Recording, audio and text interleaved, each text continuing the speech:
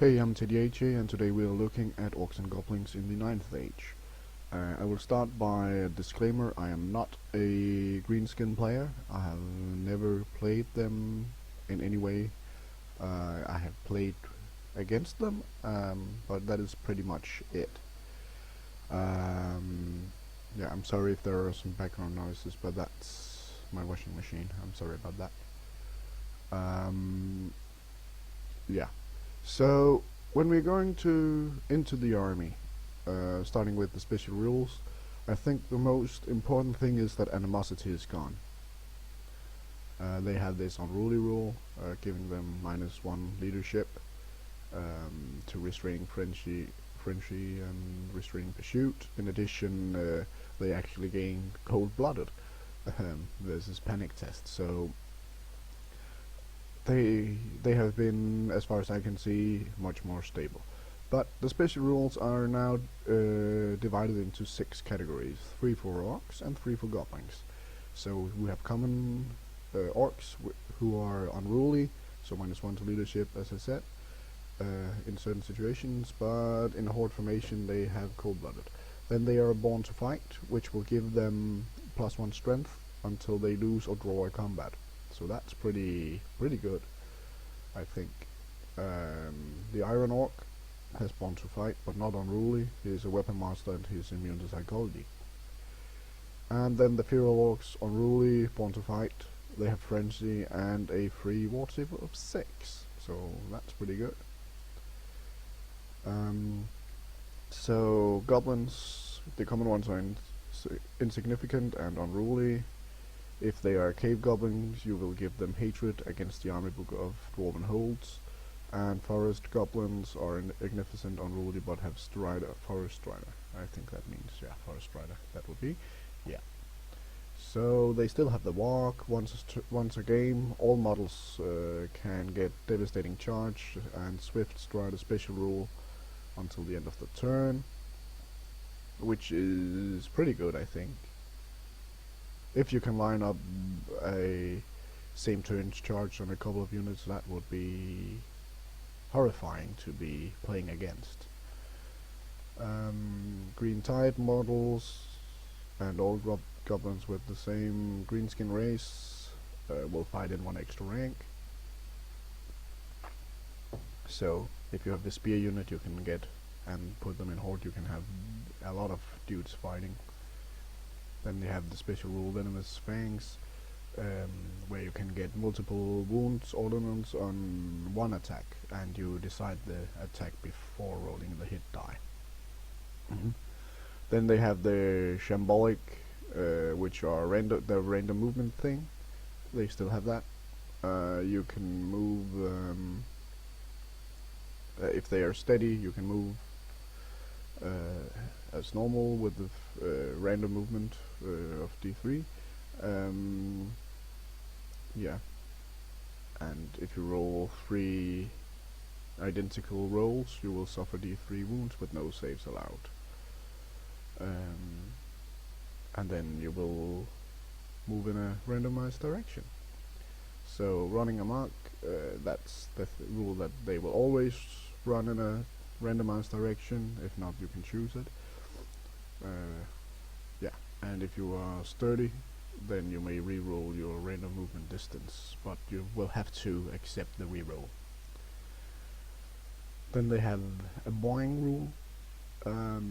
That means that you can move through friendly units without any cost.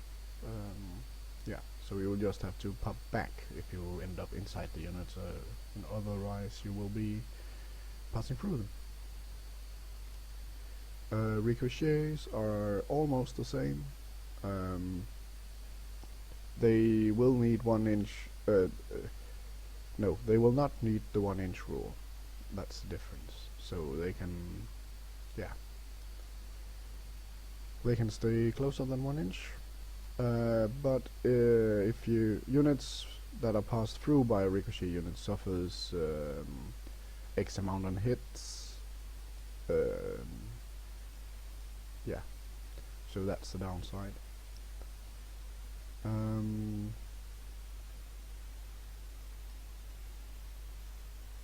yeah.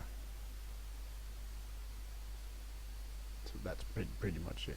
I'm not going into specific here. I think it's on the screen, so you can read it yourself if you want to. Um, yeah, accident prone. So yeah, that's just their a little bit of the instability again. I don't think it's that important because yeah, it's failed on a 1 or a 2. It's actually just a dangerous terrain test. Yeah, yeah. So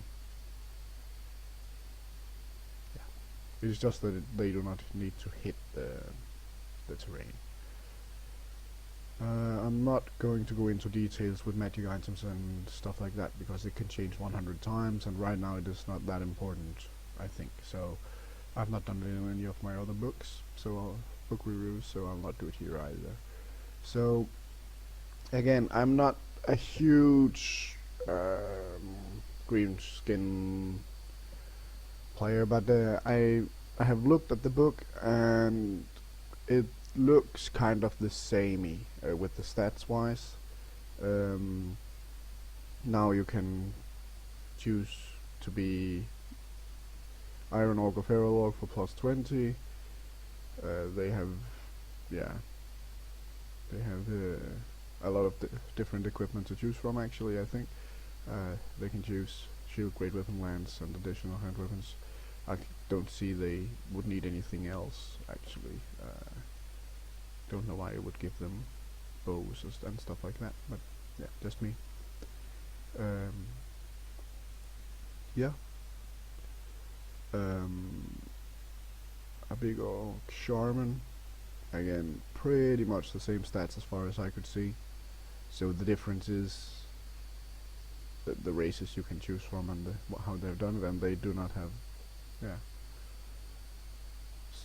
They have lesser rules, but mostly because they have been put into combined new ones. So you have the same, almost the same bonuses, and yeah. The only thing that has changed that are not necessarily good for them are the chopper rule. But yeah, with the +1 until they lose a tire combat, it's pretty much the same, I think. Again, the Goblin King, no huge, no huge surprises here as far as I can see, except that, yeah, they actually have a Goblin King. Yeah, but he looks like a goblin. He's paid like a goblin. Yeah. And you can get a big shaman goblin too, so he can become a level 4 if you want to. And heroes, you have your orc chief for 55, your orc shaman 60. I'm not going in depth until we come to the units. I think the goblin heroes, again, they are pretty standard for what you get. Again, the most important thing is that some of the minuses are gone. So this will be the ordinary orcs. So ordinary orcs can be common orcs or feral orcs, so a kind of savages, I think, a little bit like that.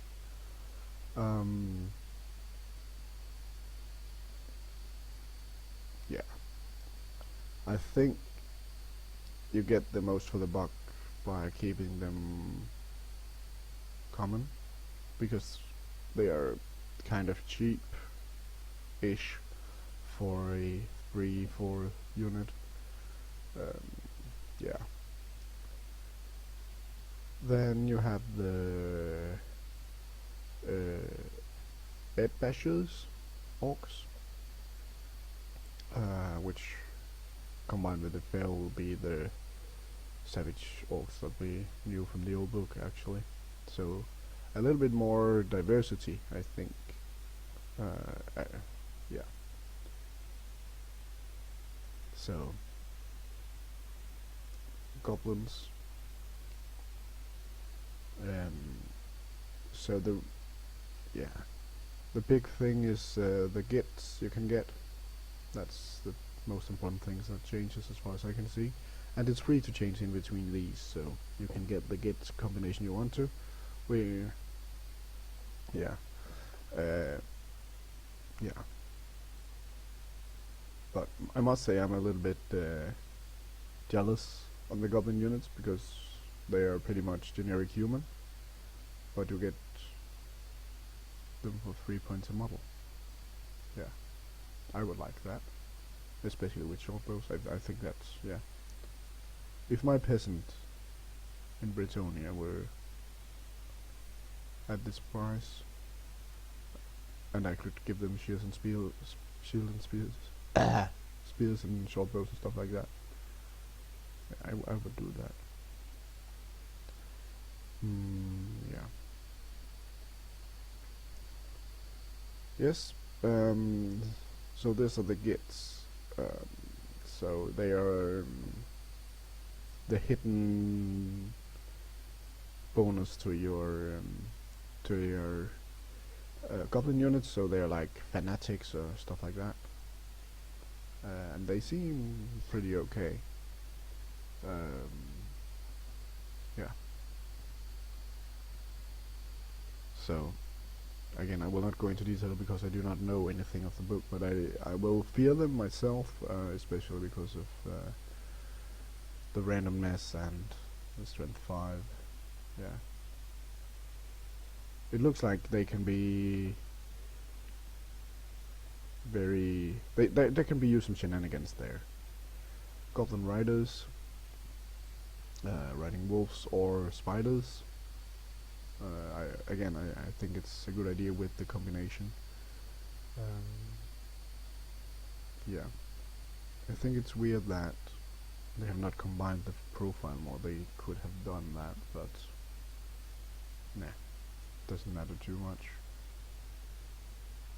So again, they are still pretty okay units, fast cav units. I do think that forest goblins and spiders are the best option to take, because you get scout and strider poison attacks. I just think that would be, to me, I can't understand that it should be the same price. That's actually most, but yeah, I do know the spider is a bit slower, but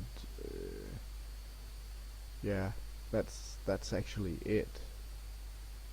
And then you get the scout rule, the strider rule, and poison attacks for the same buck. So the only thing you actually lose is an armor save value, and you get it, and some movement, and you get it for free. Yeah, yeah, I would run it like that every single time, I can tell you that. But perhaps there's something I don't know because I'm not a Greenskin player, but it just seems so much better.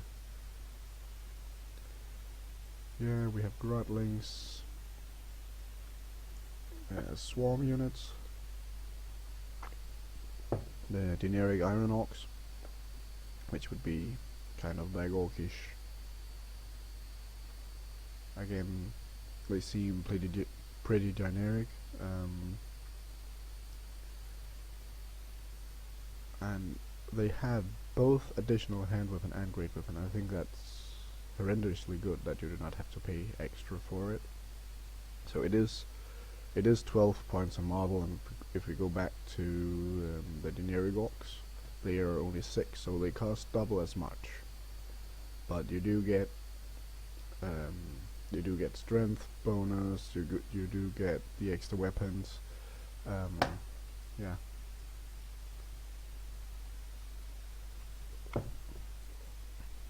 I think they are still pretty good, and they can actually get the plate armor, so that would be a +4 to armor save all in all.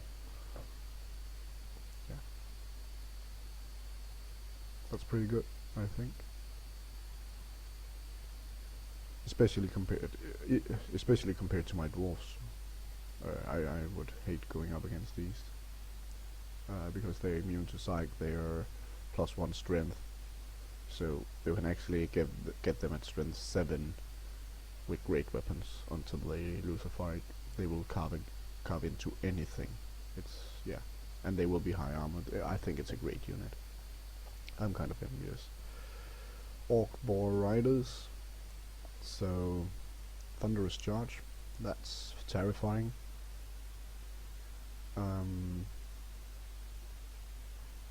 Yeah.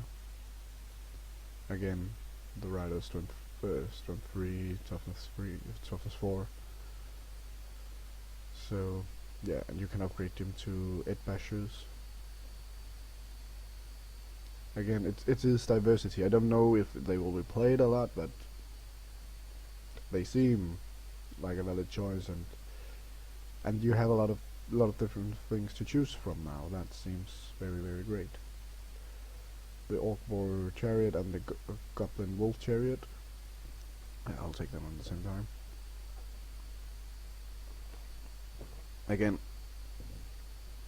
they are 30 points apart.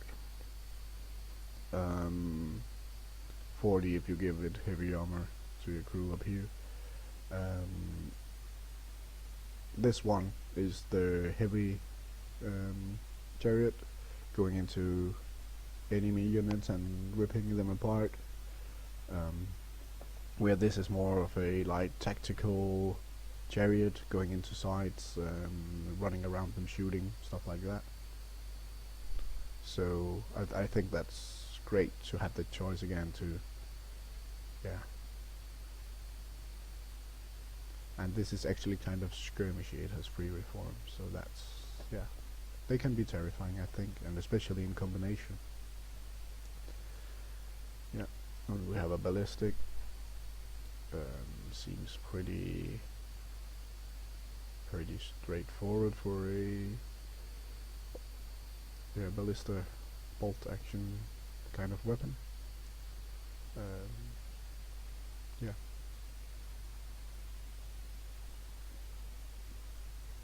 Nasher Dasher. So a skirmish boing unit with sturdy Shambolic, counting as cavalry. So yeah, a little bit of randomness, but very they seem kind of very effective actually, I think. So very fast.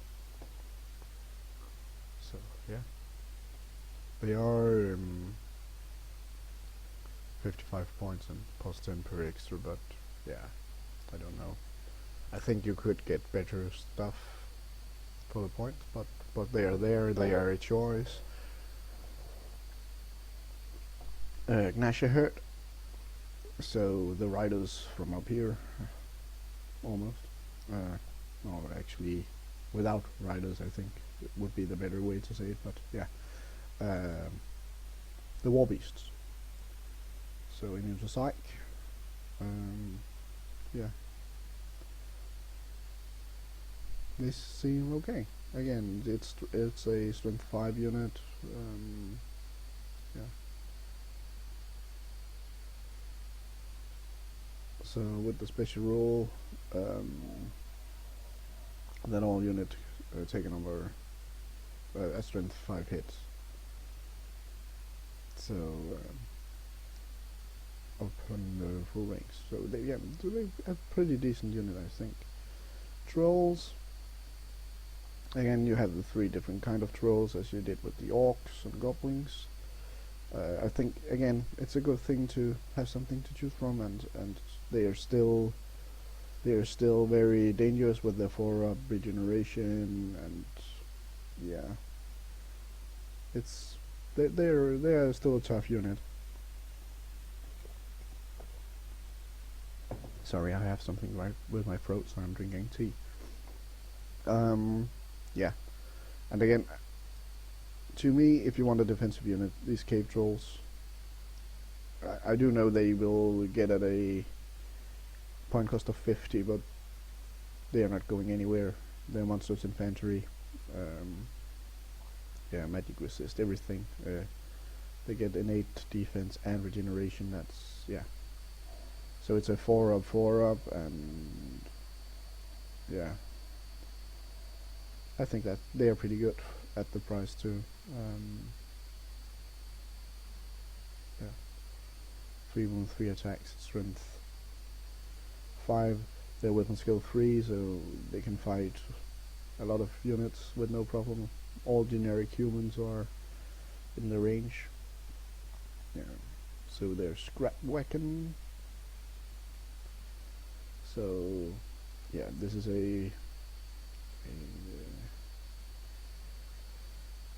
yeah, a little extra to the Grotlings. Yeah, a Chariot like ish. But yeah, weapon, but with the random move. So yeah, a fun little extra. But I'm not. I don't. As I was going through it, I don't think people will get it, because if you want the bonuses, which will make it usable, it will be more costly than buying the 2 others. So I don't see it as much as a viable option, but it is a choice, and choice is always good. And perhaps you can trick people with it. It is kind of cheap for a Chariot, so if you can make people believe that it's a threat, then you have already won a little bit in that. We have the very expensive giant.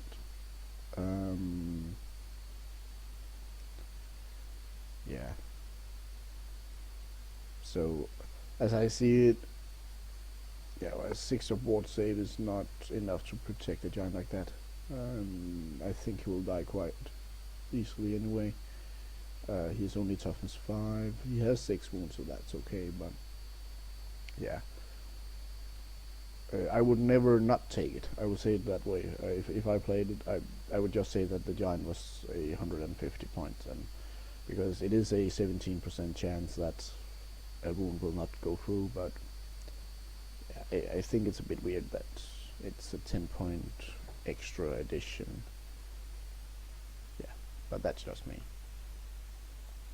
We still have the attack table to roll on and everything. So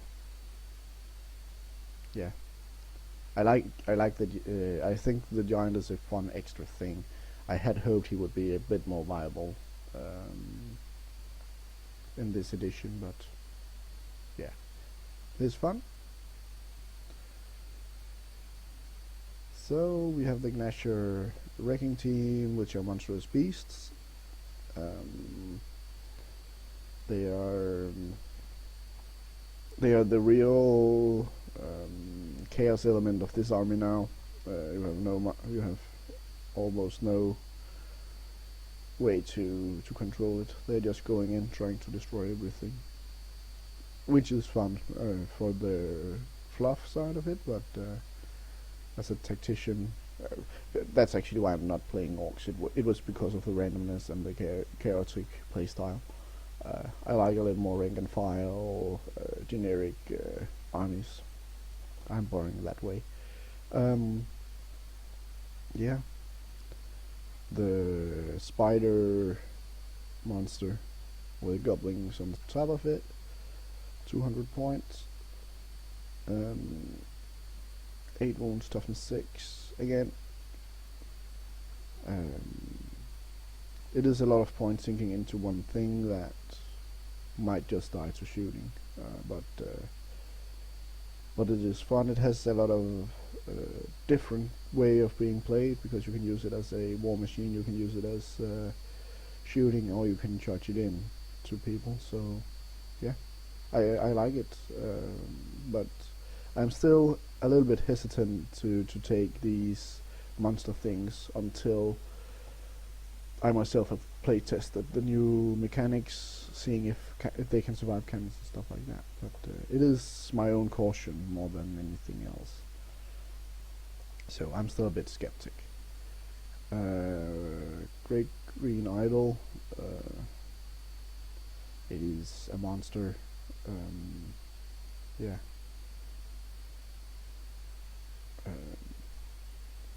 Again, I'm not that into monsters. This one, maybe the BSB and have a 5 award save. That helps a lot. But it will be just below 300 points. So it is, yeah, it is a lot of points, and it is on the 100 times 100 millimeter base. So yeah, it is big. Yeah. But it does give a little bit of synergy. It has smash and flat, which will all friendly units with an 8 will have hatred special rules. So that's a good thing, and you can reroll your charges with the same units. So yeah, I'm not saying it is not good enough, but I'm hesitant with this weaponish, monster-y stuff. Yeah, but with a 2 up, 5 up, yeah, yeah, and it will take some cannon fire and stuff like that away from other stuff. But yeah, we'll have to see. It has to, yeah. When I've seen it on the field, I'll be happier about it, I think. So we have War Machine. We have the spread arrow to 90 points, which is a catapult weapon. Pretty straight up, yeah. And then we had the Git launcher, which has the special rules, more looking like yeah, some of the things we know from before. Yeah. And then we're into mounts, and we have pretty much, yeah, we have not spoken about them all because we haven't gone into heroes and stuff like that, but they still have Villains, Warballs, they have the Chariots, Wolves,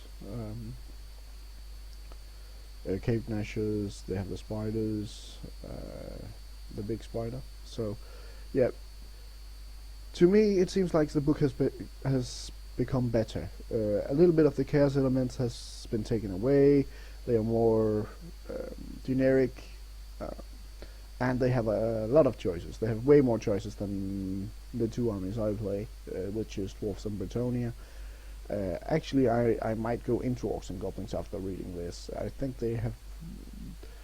I will not say they were weak in 8th, absolutely not, but they could kill themselves by animosity and stuff like that. They could lose the battle due to that, and that's gone. So now you can make an army that are not falling apart on itself. You can make a normal generic army with Orcs and Goblins, and everything will be fine. You do not have to take the random stuff. You can make an army without that, and yeah. So I think all in all they have won a lot. Perhaps some of the fluff and lore has gone out. I don't know that so well, so I don't know. But I think for a competitive view, this is a very, very good army book. So I hope you like what you saw. Please comment, subscribe, and like if you have something interesting to say and want to be a part of the community. And I will see you later. Bye.